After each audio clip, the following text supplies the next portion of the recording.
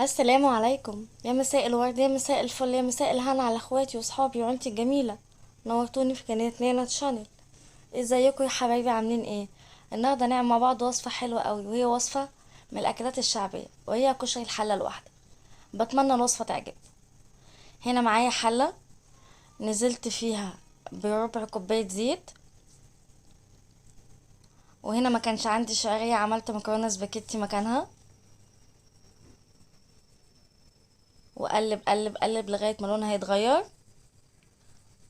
هنا لونها اتغير. نزلت بكوبايه رز مصري العادي. تمام. قلب قلب. وبعدين نزلت بنص كوباية عدس اصفر.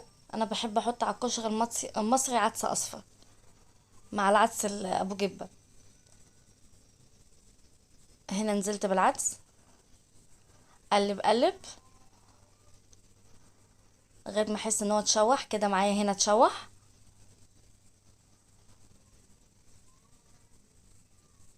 بعتذر على التصوير. هنا نزلت بالعدس بجبة، واخد غلوة، يعني غلوة واحدة بس، نص كوباية عدس بجبة واخدة غلوة واحدة بس.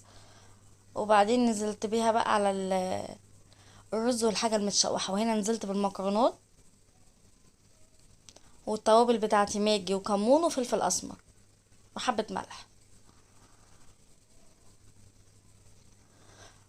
واقلبهم بقى واحط المية واوريك شكله في الاخر. هنا عشان اعمل الصلصة معلقة زيت عليها معلقة توم، اشوحهم مع بعض. هنزل بمعلقة خل. هنزل بالصلصة. دي صلصة متسبكة بس انا بشيلها في برطمانات ازاز. وهنا معايا معلقة سكر. وهنا هنعمل الدقة معلقة توم من اللي احنا شوحناها، وكزبرة وكمون وماجي وليمونتين وخل وميه سخنه او ميه بارده. انا هنا عاملاها على البارده فتبقى ميه بارده عادي.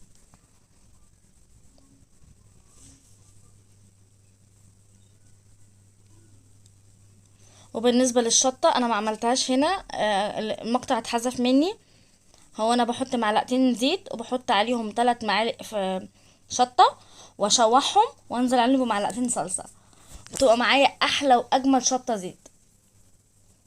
هنا البصل قطعته، هحط عليه نص معلقه ملح ومعلقه نشا ومعلقه دقيق، وادعكهم كلهم ببعض زي ما انتم شايفين كده. اهم حاجه تدعكيهم كلهم ببعض كده.